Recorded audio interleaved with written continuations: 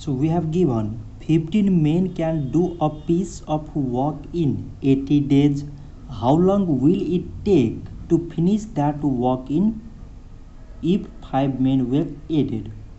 So here is relation between a number of men and number of days.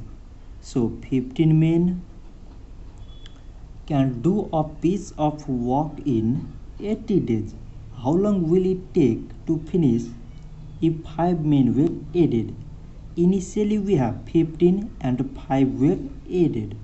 So now it becomes 20 and they can finish a work suppose in X days. So number of men and days, their working days are in indirect relation.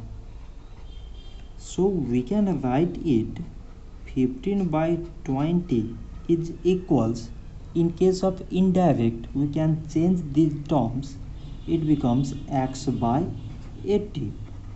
So it is 15 by 20, 80 in divide, move in opposite side, it becomes multiply, is equals x.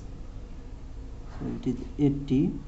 So 20 times 4 mean 80 and 15 times 4 mean 60 is equals to x. So it will take 60 days to complete a whole work. So this much for today and thanks for watching.